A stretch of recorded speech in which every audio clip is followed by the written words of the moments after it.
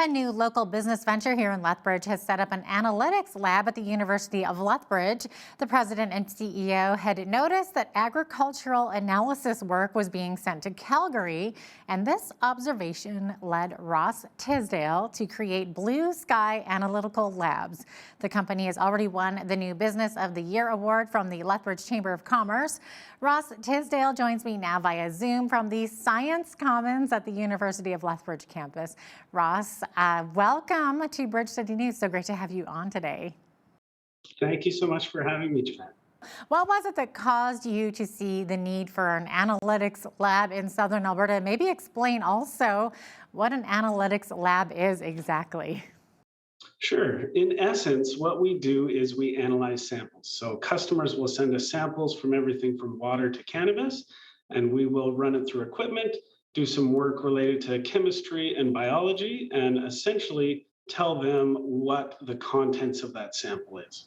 Okay, interesting. So your company is enhancing the productivity and profitability of local agriculture operations too. Maybe explain that a little bit.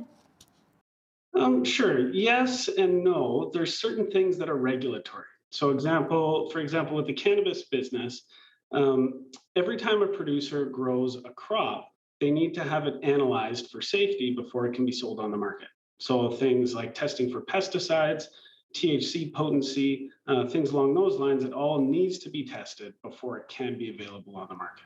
Okay, interesting. So how is it that your business was able to collaborate with the U of L? That's so interesting. Yeah, I worked in a previous role as project manager of IT at the university here, and our vice president and co-founder Luke Roberts, he's a PhD student here right now, and he'll be finishing his PhD probably early next year. Okay, so how long ago did this collaboration take place, and when did you start the company? It's been about 2 years in the making to get us to where we are now. And it was a lot of putting together a proposal to present to the administration of the university.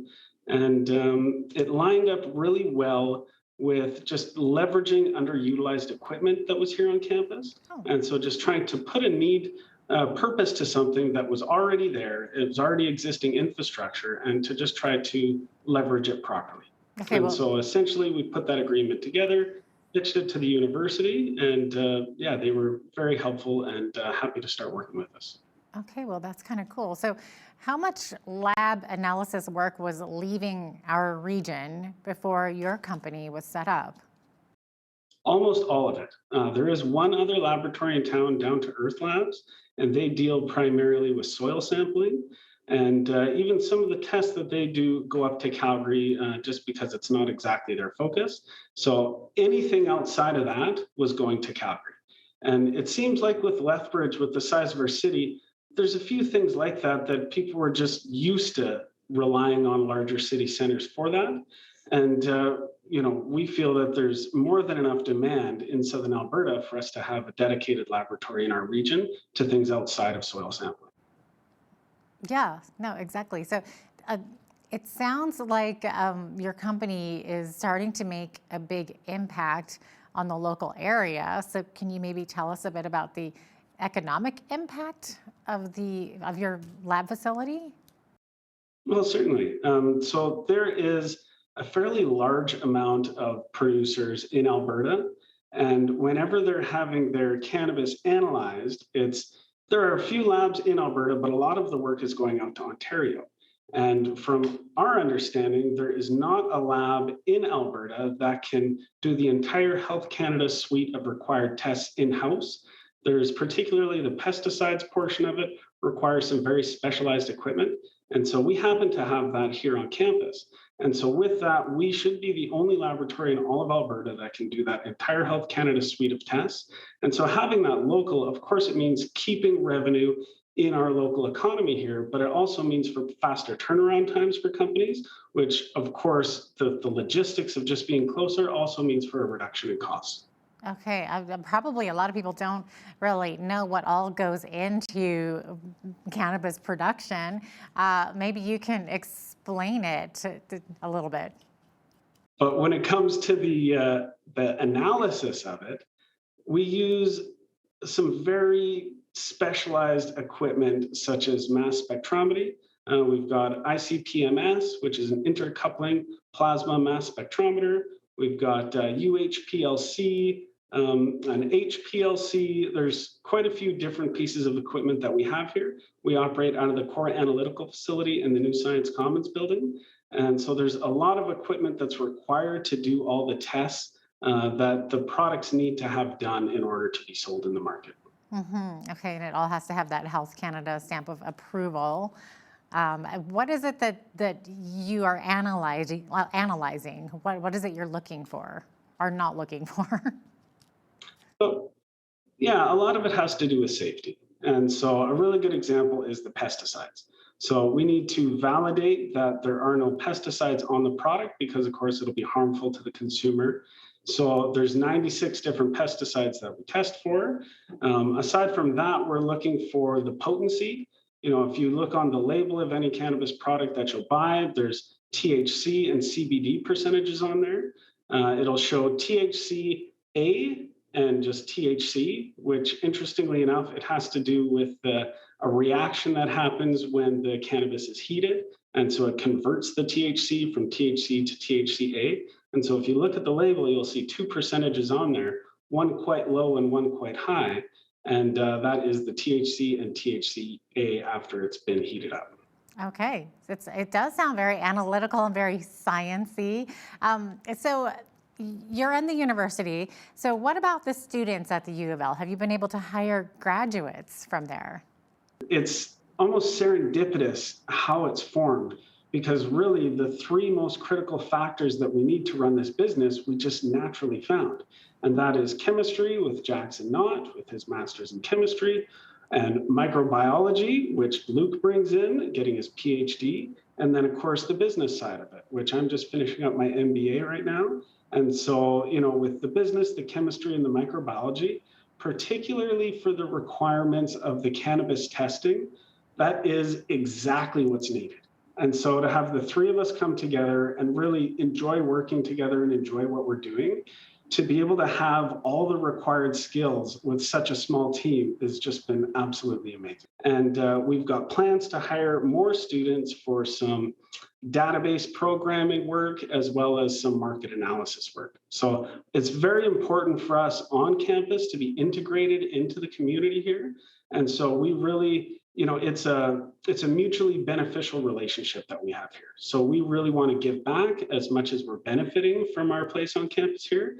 So working with students and supporting the students is very important to us. That is really amazing that you're just kind of incorporating all those students from all these different, sciences. It's amazing. And who would have thought that something like that would be so sciencey? But there you go. You guys are the smart ones for sure. So we know that universities are great at developing collaborations. So how about on the local business side? Are there any businesses here that you've been able to forge a business relationship with? Certainly. I mean, I've already mentioned Down to Earth Labs. So we're in the works of doing some sample work with them. Bridge Bud Supply, we're very good friends with them. And so they've got quite a few retail stores in Southern Alberta. And certainly outside of that, we've had a lot of businesses reaching out and looking for testing outside of cannabis too. Though cannabis is our focus, we do water testing and we offer just general science consulting for some of the questions that people might not even know what to ask. And we've had quite a few people reach out to us with some interesting things. So absolutely, we're more than happy to collaborate with any local business that has analytical needs. Yeah. What are some of the more interesting ones that you've been approached with? I mean, most of it is cannabis based, but there are a lot of food manufacturers as well. And so their PIP International is an example of one company that's reached out to us. But with the food processing, of course, there needs to be regular tests done to ensure the safety of the products.